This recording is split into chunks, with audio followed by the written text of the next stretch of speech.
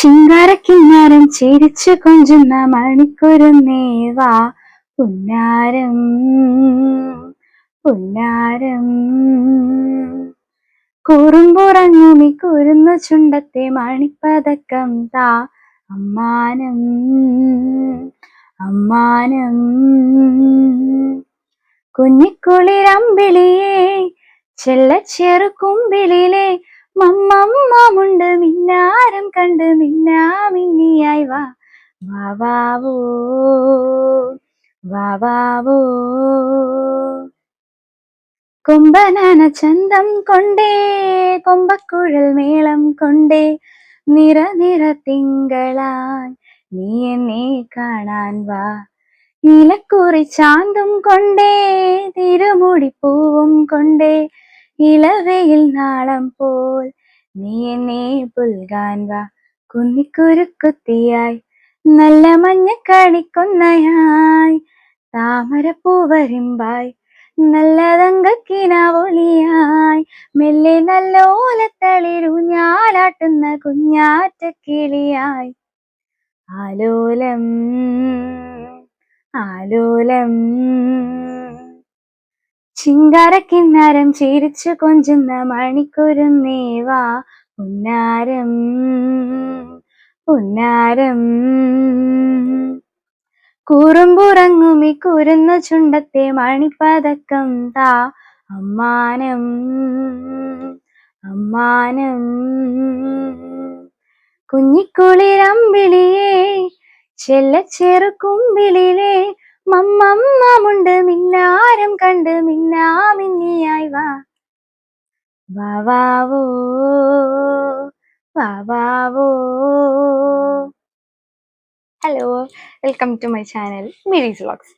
അപ്പം ഇന്ന് ഒത്തിരി ഒന്നുമില്ല കേട്ടോ. ഇന്ന് ഞാൻ ജസ്റ്റ് ഒരു കുക്കിങ്ങിൻ്റെ ഇന്ന് വെച്ച കറികൾ എന്തൊക്കെയാണെന്ന്, പിന്നെ ഞാൻ വൈകിട്ടൊരു സ്വീറ്റ് ക്യാരറ്റ് വെച്ചിട്ട് ഉണ്ടാക്കിയിരുന്നു, അതും ഒക്കെ കാണിക്കാന്ന് വെച്ചാണ് കേട്ടോ. പിന്നെന്താ, ഇപ്പം ഞാൻ പാടിയ പാട്ടും ഞാനും തമ്മിലൊരു ഭയങ്കരമായിട്ടുള്ളൊരു ഇമോഷണൽ കണക്ഷൻ ഉണ്ട്. പിന്നെ ഇതിപ്പം എന്താ, എന്നെ നല്ലോണം അറിയുന്നവരെ കാണുവാണെങ്കിൽ അവർക്ക് മനസ്സിലാവും. ഞാൻ കുഞ്ഞിലെ ഇവിടെ വരുന്നതിനൊക്കെ മുന്നേ എൻ്റെ മാമൻ്റെ മോനെ ഉറക്കുമ്പം പാടിക്കൊടുക്കുന്ന പാട്ടായിരുന്നു ഇത്. അപ്പൊ ഈ പാട്ട് എപ്പോൾ കേട്ടാലും ഞാൻ കുറച്ച് ഇമോഷണൽ ആവാറുണ്ട്. ഞാൻ എന്താ, എൻ്റെ മോന് പോലും ഈ പാട്ട് ഞാൻ പാടി കൊടുത്തിട്ടില്ല. കാരണം അവനെ ഞാൻ ഈ പാട്ട് പാടിയാണ് നോക്കിയത് കുഞ്ഞില്. അപ്പം ആ ഒരു മെമ്മറി അങ്ങനെ തന്നെ നിൽക്കട്ടെ എന്ന് വിചാരിച്ചിട്ട് ഞാൻ എൻ്റെ മക്കൾക്ക് ഈ പാട്ട് പാടി കൊടുത്തിട്ടേ ഇല്ല ഇതുവരെ. ആ ഒരു ഓർമ്മ എപ്പോഴും ഞാൻ എൻ്റെ കുഞ്ഞിനെ ഞാൻ ഇങ്ങനാണ് നോക്കിയത്. ഈ പാട്ട് കേൾക്കുമ്പോഴെല്ലാം എനിക്ക് ഭയങ്കര ഒരു ഇമോഷണൽ ഫീല് വരാറുണ്ട്. ഇപ്പൊ ഞാൻ കുറച്ച് ഇമോഷണലായി. ഒത്തിരി ആകത്തില്ല കേട്ടോ. എന്നെ അടുത്തറിയാവുന്നവർക്കറിയാം ഞാൻ കുറച്ച് സെൻസിറ്റീവ് ആണ്. കാണുമ്പോൾ ഭയങ്കര ബോൾഡായിട്ട് തോന്നുമെങ്കിൽ പെട്ടെന്ന് സങ്കടം വരും. കുഴപ്പമില്ല. പിന്നെ എന്തിനാണ് ഈ പാട്ട് പാടിയത്, ഇമോഷണലായിട്ട് ഇങ്ങനെ കാണിക്കാനാണോ അങ്ങനെയൊക്കെ ചിലപ്പോൾ ചിന്തിക്കും. പക്ഷെ അങ്ങനല്ല, ഈ പാട്ട് എനിക്ക് ഇഷ്ടമാണ്, എനിക്ക് അറിയാവുന്ന പാട്ടാണ്, പെട്ടെന്ന് എനിക്ക് പാടാൻ പറ്റിയ പാട്ടാണ്, അങ്ങനെ പാടിയതാ. പിന്നെന്താ, അപ്പം ഇന്ന് ജസ്റ്റ് കണവാന്ന് പറയില്ലേ, ആ ഒരു മീനാണ് അത്. സംഭവം ഇവിടൊക്കെ അങ്ങനെയാണ് പറയുന്നത്, ഓരോ സ്ഥലത്ത് ഓരോ പേരല്ലേ പറയുന്നത്. അപ്പൊ അത് ജസ്റ്റ് ഒന്ന് റോസ്റ്റ് ചെയ്ത്, പിന്നെ കുറച്ച് കപ്പയൊക്കെ കുഴച്ച്, പിന്നെ കുറച്ച് തൈര് സലാഡ് പോലെ ആക്കിയിട്ട്, അതൊക്കെ ഞാൻ എങ്ങനെയാണ് കണവ റോസ്റ്റ് ചെയ്യുന്നത് എന്നുള്ള വീഡിയോ ആണ് ഇന്നിപ്പം ഞാൻ ഇതിൽ കാണിക്കുന്നത്. എന്തൊക്കെ ഇൻഗ്രീഡിയൻസ് ആണ്, ഞാൻ ഏത് രീതിയിലാണ് വെക്കുന്നത് എന്നുള്ളത്, ഞാൻ കപ്പയൊക്കെ കുഴക്കുന്നത് എങ്ങനെയാണ് എന്നുള്ള വീഡിയോ ആണ് ഞാനിപ്പോൾ കാണിക്കുന്നത്. പിന്നെ ഞാൻ വീഡിയോയിൽ ഇൻക്ലൂഡ് ആയിട്ടില്ല, ബിക്കോസ് എനിക്ക് കംഫർട്ടബിൾ ആയിട്ട് ഞാൻ മക്കളെയൊക്കെ സൈഡിൽ നിർത്തിയിട്ട് സ്റ്റാൻഡ് ഇട്ട് മുകളിൽ വെച്ചിട്ട് ഞാൻ കുക്ക് ചെയ്യുന്ന മാത്രമേ എടുത്തിട്ടുള്ളൂ. ഞാൻ ഇതിൽ ഇൻക്ലൂഡ് ആയിട്ടില്ല. പിന്നെ വോയിസ് ഉണ്ട്, നിങ്ങൾക്ക് മനസ്സിലാവും എന്തൊക്കെയാണ് ചേർത്തിട്ടുള്ളത്. പിന്നെ വൈകുന്നേരം ആയപ്പോൾ മോൾ അധികം ഫുഡൊന്നും കഴിക്കാത്തതുകൊണ്ട് ഞാൻ വിചാരിച്ചു ക്യാരറ്റ് ഉണ്ടായിരുന്നു, ക്യാരറ്റ് വെച്ചിട്ട് ജസ്റ്റ് ക്യാരറ്റ് ഹൽവ എന്നൊക്കെ പറയാം. എൻ്റെതായ രീതിയിലുള്ള ക്യാരറ്റ് ഹൽവ നല്ല ടേസ്റ്റ് ആണ് കേട്ടോ, നിങ്ങൾക്ക് ഉണ്ടാക്കി നോക്കാം. അപ്പൊ ജസ്റ്റ് അതും ഒന്ന് ഉണ്ടാക്കി, അതിൻ്റെയും കൂടെ വീഡിയോ ഞാൻ ആഡ് ചെയ്യുന്നുണ്ട്. അപ്പൊ ഇതൊക്കെയുള്ളൂ ഇന്നത്തെ വീഡിയോ. പിന്നെ ഇവിടെ ഇപ്പൊ നല്ല മഴയാണ്. രാവിലെ തുണിയൊക്കെ കഴുകിയിട്ട്, തുണിയെല്ലാം മഴയത്ത് കിടപ്പുണ്ട്, ഇനി അതെല്ലാം പെറുക്കി ഇടണം. പിന്നെന്താ, നിങ്ങളുടെ നാട്ടിൽ മഴയാണോ? പിന്നെന്താ, പിന്നൊന്നുമില്ല, ഇന്നത്തെ വീഡിയോ അത്രേ ഉള്ളൂ. പോയി കണ്ടിട്ട് വരൂ. അപ്പൊ ദാ നമ്മളിനി കറി വെക്കാൻ പോവാണേ. അപ്പൊ ചട്ടി അടുപ്പത്ത് വെച്ചിട്ട് വെളിച്ചെണ്ണ ഒഴിച്ച് അത് ചൂടായി കഴിയുമ്പോൾ കടുകിട്ട് പിന്നെ കുറച്ച് വെളുത്തുള്ളിയും ഇഞ്ചിയും കൂടെ ചതച്ചൊന്ന് ഇട്ട് കൊടുക്കണം കേട്ടോ. ഇത് ചിലർക്ക് നല്ലപോലെ മിക്സിയിലിട്ട് അങ്ങനെ ഇടാം. ഞാൻ ജസ്റ്റ് ഒന്ന് ചതച്ചിട്ടേ ഇടാറുള്ളൂ. പിന്നെ ഈ കഷ്ണമായിട്ട് കിടക്കുന്നത് എനിക്കിഷ്ടമല്ല. ഇത് ഞാൻ ഇളക്കാത്ത എന്താണെന്ന് വെച്ചാൽ മോള് കരഞ്ഞപ്പോൾ ഞാൻ പിന്നെ സ്റ്റൗ ഓഫ് ആക്കിയിട്ട് പോയി. പിന്നെ മോളെ എല്ലാം സെറ്റിലാക്കി അവിടെ ഇരുത്തിയിട്ട് പിന്നെയും വന്ന് സ്റ്റൗ ഓൺ ആക്കിയാണ്. എന്നിട്ട് ഇനി അതിലേക്ക് കുറച്ച് പച്ചമുളക്, 2 പച്ചമുളകും ഒരു 3 സവോള എടുത്തിട്ടുണ്ട് ഞാൻ. നൈസായിട്ട് അരിയണം സവോള, എങ്കിൽ പെട്ടെന്ന് വഴണ്ടി കിട്ടത്തുള്ളൂ. പിന്നെ കുറച്ച് ഉപ്പും കൂടി ഇട്ടിട്ട് നന്നായിട്ട് ഇളക്കി നമ്മൾ അടച്ചു വെച്ച് വേവിക്കണം കേട്ടോ. പച്ചമുളക് എരിവ് കൂടുതൽ വേണമെന്നുള്ളവർക്ക് അതനുസരിച്ച് പച്ചമുളക് ഇടാം, കുറച്ച് മതിയെന്നുള്ളവർക്ക് അതനുസരിച്ചിടാം. ഞാനിപ്പോൾ 2 പച്ചമുളക് എടുത്തിട്ടുള്ളൂ, ബിക്കോസ് മുളക് പൊടിയും കുരുമുളക് പൊടിയൊക്കെ ഏറെ ചേർക്കുന്നുണ്ട്. അപ്പം അതനുസരിച്ച് ചേർത്താൽ മതി കേട്ടോ. എന്നിട്ട് നമ്മൾ നന്നായിട്ട് ഇളക്കി എല്ലാം നടുക്ക് കൂട്ടി വെച്ചിട്ട് അടച്ചു വെക്കും. പിന്നെ അതൊരു 5-10 മിനിറ്റ് കഴിയുമ്പോൾ ഇങ്ങനെ ഒരു ബ്രൗൺ കളറായി വന്നിട്ടുണ്ട്. അപ്പം നമ്മൾ അതിലേക്ക് 2 തക്കാളി ചെറുതായിട്ട് അരിഞ്ഞു. തക്കാളി ഒത്തിരി ചെറുതാക്കിയില്ലെങ്കിലും കുഴപ്പമില്ല, അത് പെട്ടെന്ന് ഇതാവും, വഴണ്ടി വരുന്ന സംഭവമാണ് തക്കാളി. ഇത്തിരി വേവില്ലല്ലോ. തക്കാളിയും കൂടെ അതിലേക്ക് ചേർത്തിട്ട് കുറച്ച് മഞ്ഞൾപ്പൊടിയും കൂടി ഇട്ടിട്ട് നന്നായിട്ട് ഇളക്കി പിന്നെ ഇതുപോലെ കുറച്ച് നേരം ആവിയിലിരുന്ന് വേവാൻ വേണ്ടിയിട്ട് അടച്ചു വെക്കാം കേട്ടോ. അങ്ങനെ അത് ഇളക്കി പിന്നെ നമ്മളെല്ലാം കൂടെ യോജിപ്പിച്ചിട്ട് ഒന്ന് അടച്ചു വെക്കുന്നുണ്ട്. അത് ഒന്ന് ആവിയിൽ വെന്ത് കഴിയുമ്പോൾ അത് ഇങ്ങനെ ആയി വരും കേട്ടോ. അപ്പം ഇനി നമുക്കിതിലേക്ക് കറിക്ക് വേണ്ട മസാലയൊക്കെ ചേർത്ത് കൊടുക്കാം. അപ്പം ഞാൻ ചേർക്കുന്നത് 2 സ്പൂൺ മുളക് പൊടിയാണ്, വലിയ സ്പൂണാണ് കേട്ടോ മുളക് പൊടി. പിന്നെ കുറച്ച് മല്ലിപ്പൊടിയൊക്കെ കുറച്ച് മതി കേട്ടോ. എരിവ് കൂടുതൽ വേണമെന്നുള്ളവർക്ക് 3 സ്പൂണിലൊക്കെ കൂടുതലോ മുളക് പൊടി ചേർക്കാവുന്നതാണ്. പിന്നെന്താ, കുറച്ച് മസാലപ്പൊടി, മഞ്ഞൾപ്പൊടി നമ്മൾ ചേർത്തിട്ടുണ്ടല്ലോ. മസാലപ്പൊടിയുടെ കൂടെ കുറച്ച് പെരുംജീരകപ്പൊടിയും കൂടെ എക്സ്ട്രാ ചേർത്തിട്ടുണ്ടെങ്കിൽ കുഴപ്പമില്ല. ഞാൻ സെപ്പറേറ്റ് പൊടിച്ച് വെച്ചിട്ടുണ്ട്, അതുകൊണ്ട് ഞാൻ കുറച്ച് ചേർത്തിട്ടുള്ളൂ. പിന്നെ കുറച്ച് കുരുമുളക് പൊടി കുറച്ച് ഏറെ ഇടുന്നത് നല്ലതാണ് കേട്ടോ. കണവയൊക്കെ എന്ന് പറഞ്ഞാൽ കുറച്ച് ഏറെ എരിവൊക്കെ വേണ്ട സംഭവമാണ്.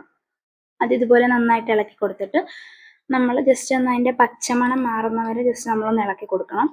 അത് കഴിയുമ്പോൾ നമ്മളിനി ഇതിലേക്ക് വേവിച്ച് വെച്ചിരിക്കുന്ന കണവ ഇട്ട് കൊടുക്കാൻ പോകണം കേട്ടോ. കണവ ഞാൻ 3-4 പ്രാവശ്യം കുക്കറിലൊന്ന് 4 വിസിൽ വരാൻ വേണ്ടിയിട്ട് കുക്കറിലിട്ട് അടിച്ച് വേവിച്ച് വെച്ചിരിക്കുന്ന കണവയാണ് ഇതിൽ ചേർക്കുന്നത്. കുക്കറിൽ അടിക്കുമ്പോൾ നമ്മൾ മഞ്ഞൾപ്പൊടി, കുറച്ച് മുളക് പൊടി, ഉപ്പ്, കുരുമുളക് പൊടി ഇത്രയും ചേർത്തിട്ടാണ് കുക്കറിൽ അടിക്കുന്നത്. ഇത് അത്യാവശ്യം വേവുള്ള സംഭവമാണ്.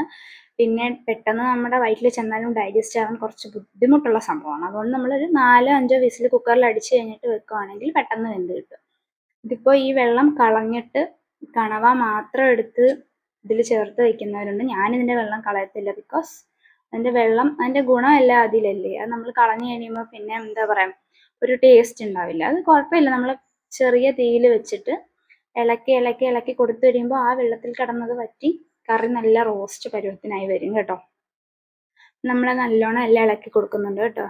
വെള്ളം ഒത്തിരി ആവാൻ പാടില്ല, പിന്നെ അത് കൊള്ളത്തില്ല കേട്ടോ, ആ ടേസ്റ്റ് അങ്ങ് പോവാൻ. നമ്മൾ ആ കുക്കറിലുള്ള വെള്ളം മാത്രം ഒഴിച്ചാൽ മതി അതിൽ. എന്നിട്ട് പിന്നെയും കുറച്ച് നേരം എന്താ പറയുക, ആ ഫ്ലെയിമിൽ, കുറഞ്ഞ ഫ്ലെയിമിൽ ഇരുന്നതൊന്ന് വേവാൻ, ആ ഒരു മസാലയൊക്കെ നല്ലോണം, ഇപ്പോൾ കണ്ടോ ആ വെള്ളമൊക്കെ വറ്റി ആ കണവയിൽ നമ്മൾ ചേർത്ത മസാലയെല്ലാം പിടിച്ചിട്ട് നല്ല റോസ്റ്റ് പരുവത്തിന് വന്നിട്ടുണ്ട്. അപ്പോൾ അതിൻ്റെ പരിപാടി കഴിഞ്ഞു. ഇനി നമ്മൾ അടുത്ത കപ്പ കുഴയ്ക്കാൻ പോവുകയാണേ.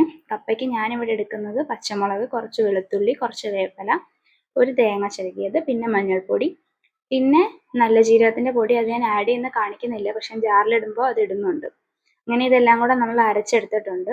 ഇനി നമ്മൾ ചെറുതായിട്ട് അരിഞ്ഞ് വേവിച്ച് വെച്ച കപ്പയിലേക്ക് നമ്മൾ ഈ ഒരു അരപ്പ് ഇട്ട് കൊടുക്കുന്നുണ്ട് കേട്ടോ. നമ്മൾ ഈ തവിയുടെ ബാക്ക് വശം വെച്ചിട്ടാണ് നമ്മൾ പിടിക്കില്ലേ, ആ സൈഡ് വെച്ചിട്ടാണ് ഇളക്കുന്നത്. അപ്പം നല്ലപോലെ ആ ഒരു മസാല എല്ലായിടും പരണ്ട് മിക്സായി വരും സംഭവം. എന്നിട്ട് ഇതൊരു 5 മിനിറ്റ്, കരിയരുത്, 5 മിനിറ്റ് നമ്മൾ എന്താ പറയുക സ്റ്റൗവിൽ വെക്കുന്നുണ്ട് ഇതൊന്ന് വേവാൻ വേണ്ടി. നല്ലോണം ഇളക്കണം കേട്ടോ, എന്നാലേ ഈ കപ്പ ഫുള്ള് ഈ ഒരു അരപ്പ് പിടിച്ച് വരണം. എന്നിട്ട് നമ്മൾ കൈയൊക്കെ പൊള്ളുന്നുണ്ട് കേട്ടോ, വീഡിയോ എടുക്കുന്നതുകൊണ്ട് അയ്യോ അമ്മയെന്ന് നിങ്ങൾക്ക് കേൾക്കാൻ പറ്റാത്തതാണ്. പിന്നെന്താ, എന്നിട്ട് നമ്മളിപ്പോൾ അടുപ്പിൽ വെച്ച് വേവിക്കുന്നുണ്ട്. അടച്ചു വെച്ച് ഒരു 5 മിനിറ്റ്, കൂടുതൽ വേണ്ട, 5 മിനിറ്റ്, കരിഞ്ഞു പോകും ചിലപ്പോൾ, അല്ലെ അടിയിൽ പിടിക്കും. അതൊന്ന് 5 മിനിറ്റ് അരപ്പ് വെന്ത് കഴിയുമ്പോൾ നമുക്കിതിലേക്ക് കടുക് താളിക്കാം. ഒരു ഉരുളിയിൽ കുറച്ച് വെളിച്ചെണ്ണ ഒഴിച്ച് കുറച്ച് കടുകും കുറച്ച് വേപ്പിലയും കൂടി ഇട്ടിട്ട് നമുക്ക് നേരെ കപ്പയിലേക്ക് ഒഴിച്ചു കൊടുക്കാം. ഉള്ളി ഉണ്ടെങ്കിൽ ചെറുതായിട്ട് ഫൈനായിട്ട് അരിഞ്ഞ ഉള്ളി സ്ലൈസ് ചെയ്തായിരുന്നു 2, 3, 4 അല്ലി ഉള്ളി, കൊച്ചുള്ളി ഉണ്ടെങ്കിൽ അത് നല്ലതാണ്. ഞങ്ങൾക്ക് കൊച്ചുള്ളി ചെയ്യാൻ മറന്നുകൊണ്ട് ഞാൻ ചേർത്തിട്ടില്ല. എന്നിട്ട് നമുക്കിനി അത് കടുവെല്ലാം പൊട്ടിക്കഴിയുമ്പോൾ നമ്മൾ ഇതെല്ലാം കൂടെ അതിലേക്ക് വെളിച്ചെണ്ണയും വേപ്പിലയും എല്ലാം കൂടെ അതിലേക്ക് ഇട്ട് നല്ലോണം ഒന്നും കൂടെ മിക്സ് ചെയ്ത് കൊടുക്കുന്നുണ്ട് കേട്ടോ. ഈ കപ്പ ഫുൾ ആ ഒരു വെളിച്ചെണ്ണയുടെയും കടുകിൻ്റെയും വേപ്പിലയുടെയും ഒക്കെ ടേസ്റ്റ് വരാൻ വേണ്ടി നന്നായിട്ട് നമ്മൾ ഇളക്കി കൊടുക്കുന്നുണ്ട്. അതെല്ലാം ഇളക്കി പിന്നെ നമ്മളിത് വേവിച്ച് വെക്കേണ്ട കാര്യമില്ല കേട്ടോ. സംഭവം കപ്പ കുഴയ്ക്കുമ്പോൾ കലത്തിലാണ് നല്ലത്. ബിക്കോസ് നമുക്ക് കുഴയ്ക്കാൻ ചരുവം എടുക്കുന്ന നല്ല വലിയ പാത്രം എടുക്കുന്നതിനേക്കാൾ നല്ലത് ഇങ്ങനെ കലത്തിൽ കുഴയ്ക്കുന്നതാണെന്നാണ് എൻ്റെ ഒരു ഒപ്പീനിയൻ. അപ്പോൾ ഇനി കപ്പയുടെ പരിപാടി കഴിഞ്ഞു. ഇനി കപ്പയും ഇങ്ങനെയുള്ള കറികൾ, റോസ്റ്റ്, ചിക്കൻ കറി ഒക്കെ ഉള്ളപ്പോൾ ഞാനിവിടെ സലാഡ് ഉണ്ടാക്കുന്നത് ഇങ്ങനെയാണ്. തൈരിൽ ഒരു തക്കാളി വേണ്ട, ഒരു ഹാഫ് തക്കാളിയുടെ ഹാഫ് പീസ് എടുത്തിട്ട് ചെറുതായിട്ടൊന്ന് അരിഞ്ഞ് ഒരു സവാളയും കൂടി എടുത്തിട്ട് കുറച്ച് ഉപ്പും കൂടി ഇട്ട് ജസ്റ്റ് ഒരു സാലഡ് പോലെ. അപ്പോൾ നമുക്ക് ഇന്നത്തെ ഊണിനുള്ള വിഭവങ്ങൾ ഇതൊക്കെയാണ്. കപ്പയും നല്ല കണവ റോസ്റ്റും പിന്നെ തൈരും. കുട്ടികളുള്ളതുകൊണ്ട് ചോറൊന്നും ഉച്ചയ്ക്ക് ആരും കഴിക്കത്തില്ല കേട്ടോ. ചോറെല്ലാവരും ഇനി വൈകിട്ടേ കഴിക്കത്തുള്ളൂ. അപ്പോൾ അത് ഇത്രയും സംഭവം മാത്രമേ ഞാൻ ടേബിളിൽ എടുത്ത് വെച്ചിട്ടുള്ളൂ. കാരണം കപ്പ കഴിക്കുമ്പോൾ പിന്നെ ഇവിടെ ആർക്കും ചോറ് വേണ്ട. അപ്പം അങ്ങനെ ഉച്ചയ്ക്കത്തെ പരിപാടിയെല്ലാം കഴിഞ്ഞു. നമ്മൾ വൈകുന്നേരം ആയപ്പോൾ മോൾക്ക് വേണ്ടി ഞാൻ ജസ്റ്റ് ഒരു ക്യാരറ്റ് ഹൽവ എന്നൊക്കെ പറയാം, ക്യാരറ്റ് വെച്ചിട്ട് ചെറിയൊരു ഹൽവയൊക്കെ ഉണ്ടാക്കിയാണ്. അപ്പോൾ ഞാൻ വിചാരിച്ചു അതിൻ്റെയും കൂടെ വീഡിയോ എടുക്കാമെന്ന്. ഇത് ഞാൻ ഒരു 2 ക്യാരറ്റ് ഫൈനായിട്ട് ഗ്രേറ്റ് ചെയ്തതാണ്. ചെറുതായിട്ട് നമ്മൾ ഗ്രേറ്റ് ചെയ്യുന്ന സംഭവം ഉണ്ടല്ലോ, അത് വാങ്ങിച്ചിട്ട് അതിൽ ഗ്രേറ്റ് ചെയ്താൽ മതി. പെട്ടെന്നൊരു 1 മിനിറ്റ് പോലും വേണ്ട. ആ സംഭവം ഞാനിപ്പോൾ ഇവിടെ കാണിക്കാം. ഇതിലാണ് ഞാൻ ഗ്രേറ്റ് ചെയ്യുന്നത്. ഞാൻ ക്യാരറ്റ് ഗ്രേറ്റ് ചെയ്യാൻ വേണ്ടി സെപ്പറേറ്റ് വെച്ചേക്കുന്നതാണ് കേട്ടോ. ജസ്റ്റ് ഒന്ന് അടുപ്പിൽ വെച്ചിട്ട് ജസ്റ്റ് ചെറുതായിട്ടൊന്ന് ചൂടായി വരുമ്പോൾ നമ്മൾ ഇളക്കി കൊടുക്കണം കേട്ടോ. ചൂടായി വരുമ്പോൾ നമ്മൾ അതിലേക്ക് ഈ ക്യാരറ്റ് വേവാൻ വേണ്ടി ആവശ്യത്തിനുള്ള പാല്, ക്യാരറ്റിൻ്റെ മേലെ നിൽക്കണം പാല്, എന്നാലേ ആ ഒരു ക്യാരറ്റിൻ്റെ ആ ഒരു പച്ച മണം ആ ഒരു ഇത് മാറാൻ വേണ്ടിയിട്ടാണ് നമ്മൾ പാലിൽ വേവിക്കുന്നത്. വേറെ രീതിയിലും വെക്കാൻ കേട്ടോ, പക്ഷെ ഞാനിങ്ങനെയാണ് വെക്കുന്നത്. നല്ല ടേസ്റ്റാണ് കേട്ടോ, കുട്ടികൾക്കൊക്കെ കൊടുക്കാം. ബിക്കോസ് ഇതിൽ ക്യാരറ്റ്, പാല്, നെയ്യ് ഇത്രയൊക്കെ ചേരുന്നുള്ളൂ. അങ്ങനെ പാലൊഴിച്ച് വെച്ചിട്ട് നമ്മളെന്താ അടച്ച് കുറച്ച് നേരം അത് വേവാൻ വെച്ചിട്ടുണ്ട്. അടച്ച് വെച്ച് കഴിയുമ്പോൾ ഇത് ഇടയ്ക്കിടയ്ക്ക് നമ്മൾ ഇളക്കി കൊടുക്കാൻ ശ്രദ്ധിക്കണം, ബിക്കോസ് അടിയിൽ പിടിക്കരുത്. നമ്മൾ നെയ്യ് ചേർക്കാൻ പോകണം കേട്ടോ. നല്ല ശുദ്ധമായ വീട്ടിൽ നിന്ന് വാങ്ങുന്ന നെയ്യാണ്. ഞാൻ കുറേ നാളായിട്ട് ഈ നെയ്യാണ് ഉപയോഗിക്കുന്നത്. തീരുമ്പോൾ പിന്നെ ഞാൻ വാങ്ങിക്കും. ഞാനങ്ങനെ പുറത്തുനിന്ന് നെയ്യ് വാങ്ങിക്കാറില്ല. നെയ്യും കൂടി ഇതിൽ ചേർക്കുമ്പോൾ ഈ ക്യാരറ്റിന് ആ നെയ്യുടെ ഒരു ഫ്ലേവറും കൂടെ കിട്ടും കേട്ടോ. ഇത് തിളയ്ക്കുമ്പോൾ നമ്മുടെ അടുക്കളയിൽ നിന്ന് പുറത്തോട്ട് നല്ല ഒരു നെയ്യുടെയും പാലിൻ്റെയും ആ ക്യാരറ്റിൻ്റെയും ഒക്കെ മണം വരും. മോൻ കഴിക്കത്തില്ല കേട്ടോ, എനിക്കിഷ്ടമാണ്. എനിക്ക് പേഴ്സണലി ഇത് ഭയങ്കര ഇഷ്ടമാണ്. മോള് ഒത്തിരി കഴിക്കത്തില്ലെങ്കിലും കുറച്ചൊക്കെ കഴിക്കും. ക്യാരറ്റ് ആയതുകൊണ്ട് ഞാൻ നിർബന്ധിച്ചെങ്കിലും കുറച്ച് കൊടുക്കും.